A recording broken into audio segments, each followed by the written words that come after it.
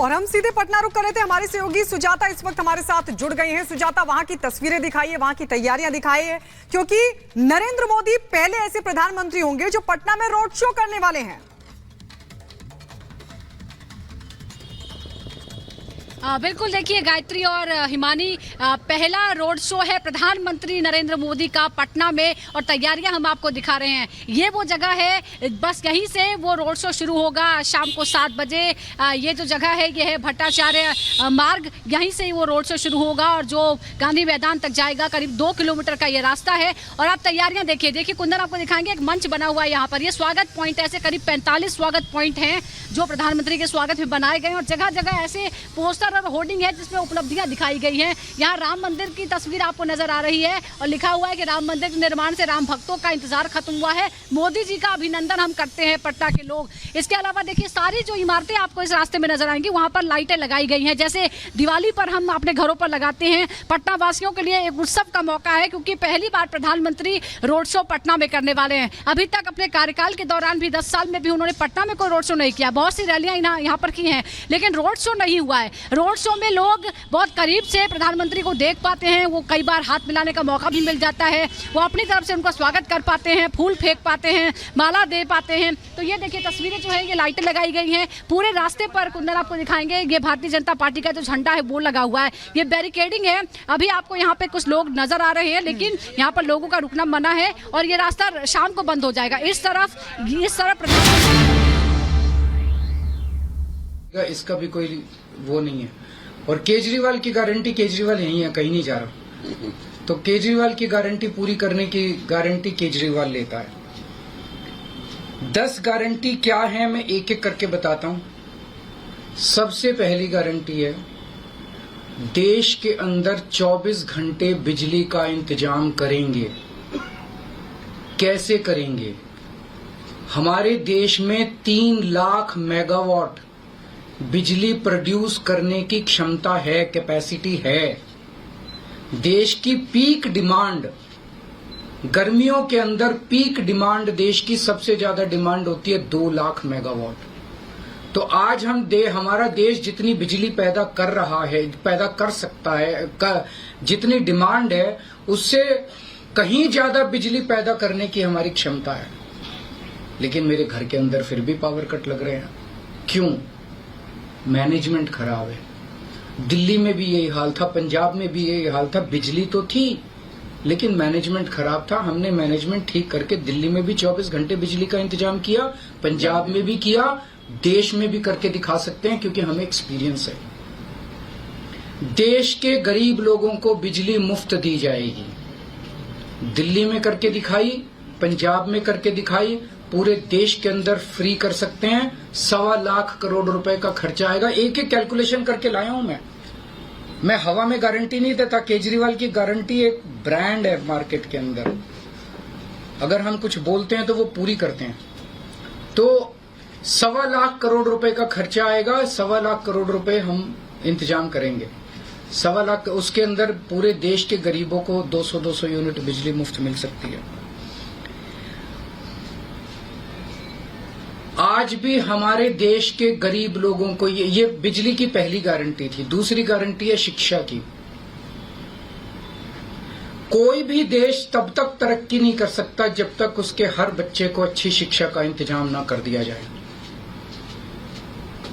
अगर किसी देश के अंदर ढेरों लोग अनपढ़ हैं, अगर किसी देश के अंदर कई बच्चों को बिलो स्टैंडर्ड, सब क्वालिटी, गंदी बेकार शिक्षा मिलती है, वो देश कभी आगे नहीं बढ़ सकता। आज हमारे देश के अंदर सरकारी स्कूलों का बुरा हाल है। 10 लाख सरकारी स्कूलों के अंदर 18 करोड़ बच्चे पढ़ते हैं जिनका कोई भविष्य नहीं है। दिल्ली के अंदर हमने करके दिखाया, पंजाब के अंदर करके दिखाया। देश के सारे सरकारी स्कूलों को शानदार बनाएंगे, अच्छे बनाएंगे, प्राइवेट स्कूलों से भी बेहतर बनाएंगे। और इस देश के अंदर पैदा होने वाले हर बच्चे के लिए, चाहे वो अमीर का बच्चा हो चाहे गरीब का बच्चा हो, अच्छी, शानदार और फ्री शिक्षा का इंतजाम किया जाएगा। अगर आप अमीर हैं, अपने बच्चे को प्राइवेट में भेजना चाहते हैं, भेजिए।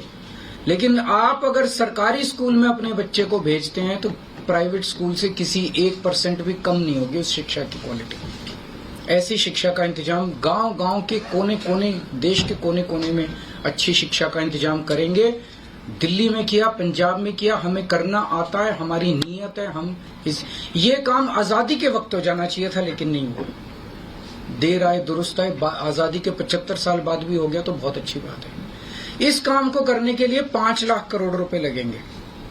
2.5 लाख करोड़ रुपए केंद्र सरकार देगी, 2.5 लाख करोड़ रुपए राज्य सरकार देगी। हर साल 5 साल में हर साल 50,000 करोड़ रुपए का खर्चा आएगा केंद्र सरकार में। 50,000 करोड़ तो कुछ भी नहीं। अगर 50,000 करोड़ रुपए सालाना खर्चे में मेरे देश के बच्चा अगर 18 करोड़ बच्चों को अच्छी शिक्षा मिल जाए, इससे अच्छा और क्या हो सकता है। तीसरा, स्वास्थ्य। अगर मेरे देश की जनता स्वस्थ होगी, बीमारी नहीं होगी, तो देश तरक्की करेगा। पढ़ी लिखी जनता होगी, स्वस्थ जनता होगी, तो ये 140 करोड़ लोग ही तो इस देश को आगे ले जाएंगे। कोई एक प्रधानमंत्री थोड़ी देश को आगे ले जाता है, जनता आगे ले जाती है। तो सब लोगों को अच्छे इलाज का इंतजाम करेंगे। आज अगर किसी को के घर में कोई बीमार हो जाए, बड़ी बीमारी हो जाए, सरकारी अस्पतालों का बुरा हाल है पूरे देश के अंदर, और प्राइवेट वालों ने लूट मचा रखी है। पूरे देश में कोने कोने में, हर गांव में, हर मोहल्ले में मोहल्ला क्लिनिक खोला जाएगा। शानदार डिस्ट्रिक्ट हॉस्पिटल जितने, उनको मल्टी स्पेशलिटी बना के उनको शानदार प्राइवेट हॉस्पिटल्स की तर्ज पे बनाया जाएगा। और इस देश में पैदा होने वाले हर व्यक्ति का पूरा इलाज मुफ्त होगा, इंश्योरेंस के आधार पे नहीं होगा। ये बहुत बड़ा स्कैम है। जितनी सरकारी, राज्य सरकारें, केंद्र सरकार इंश्योरेंस आधारित जो स्कीम बनाती हैं, ये सब बहुत स्कैम है इंश्योरेंस कंपनीज के साथ। हम इंफ्रास्ट्रक्चर क्रिएट करेंगे, कोने कोने के अंदर, गांव गांव के अंदर इंफ्रास्ट्रक्चर क्रिएट करेंगे, हेल्थ इंफ्रास्ट्रक्चर क्रिएट करेंगे, अस्पताल बनाएंगे, मोहल्ला क्लिनिक बनाएंगे, ताकि लोग वहां जाके अपना इलाज करा सकें। और सबका इलाज मुफ्त होगा, चाहे अमीर हो चाहे गरीब हो। इसके लिए भी 5 लाख करोड़ रुपए का खर्चा आएगा। 2.5 लाख करोड़ राज्य सरकार देगी, 2.5 लाख करोड़ केंद्र सरकार देगी। 5 साल के अंदर 5 लाख करोड़ रुपए, हर साल 50-50 हजार करोड़ का खर्चा आएगा। राष्ट्र सर्वोपरि, हमारी चौथी गारंटी। चीन ने हमारे देश की जमीन पे कब्जा कर लिया। हमारी केंद्र सरकार से जब भी पूछा जाए, वो कहते हैं कोई नहीं आया, कुछ नहीं हुआ। सब जानते हैं, पूरी दुनिया जानती है, सैटेलाइट का जमाना है, सबके पास तस्वीरें हैं कि किस तरह से चीन ने हमारी सरजमी के ऊपर घुस के और उसके हमारी जमीन के ऊपर कब्जा कर लिया। जुठलाने से समस्या का समाधान नहीं होगा, लोगों से छुपाने से समस्या का समाधान नहीं होगा। हमारे देश की सेना के अंदर बहुत ताकत है। हमारे देश की सेना को एक बार इजाजत तो दीजिए, उसको स्वतंत्रता तो दीजिए काम करने की। वो देखिए आपको जीत के लाती है। तो हमारे देश की जितनी जमीन पे चाइना ने कब्जा किया हुआ है, उस जमीन को चाइना के कब्जे से छुड़वाएंगे। इसके लिए एक तरफ डिप्लोमेटिक लेवल पे एफर्ट्स किए जाएंगे और सेना को पूरी स्वतंत्रता दी जाएगी कि वो इसके बारे में जो कदम उठाना चाहे कदम उठा सकती है। सेना को आज जो रोका जा रहा है वो रोका नहीं जाएगा। आज हमारी ये अग्निवीर योजना जो है कि हमारे युवाओं को फौज में भर्ती करके 4 साल के बाद निकाल दिया जाता है। लोगों की एक ओनरशिप नहीं बनती। 4 साल के बाद अगर आप निकाल देंगे तो एक तरह से हम सेना को सबसे कटिंग एज लेवल के ऊपर हम कमजोर कर रहे हैं। ये अग्निवीर योजना सेना के लिए भी बहुत हानिकारक है और जो बच्चे युवा हमारे अग्निवीर बन के जा रहे हैं वो लोग भी बहुत त्रस्त हैं। अग्निवीर योजना को बंद किया जाएगा। जितने बच्चों को अभी तक अग्निवीर में शामिल किया जाए उनको पक्का डिक्लेयर किया जाएगा। उनको पक्का राष्ट्रीय सम्मान भी नहीं मिलता संस्कार के समय, तो उनको पक्का किया जाएगा, उनको पक्का डिक्लेयर किया जाएगा।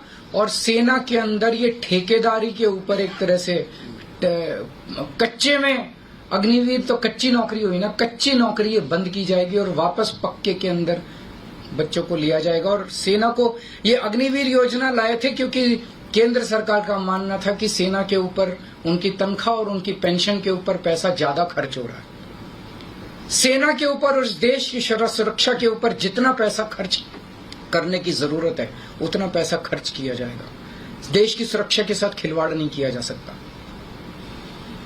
छठी गारंटी किसानों के लिए। किसानों को आप इज्जत की जिंदगी दे सकते हैं अगर आप उनको उनकी फसलों के पूरे दाम दे दें। किसान कोई भीख नहीं मांग रहा, किसान अपना हक मांग रहा है। किसान अपनी बारिश में धूप में मेहनत करके और अपनी फसल उगाता है और उसके बाद जब उसको फसलों के पूरे दाम नहीं मिलते तब वो अपने ऋण नहीं चुका पाता, आत्महत्या करने के लिए मजबूर होता। अगर आप उसकी फसलों के दाम सुनिश्चित कर दें तो किसान को आपसे कोई फेवर नहीं चाहिए। स्वामीनाथन रिपोर्ट के आधार के ऊपर किसानों को उनकी फसलों के सभी फसलों के पूरे दाम एमएसपी के आधार पर पूरे दाम दिलवाए जाएंगे। 7वीं गारंटी, दिल्ली को पूर्ण राज्य का दर्जा दिलवाया जाएगा, जो दिल्ली वासियों को कई दशकों से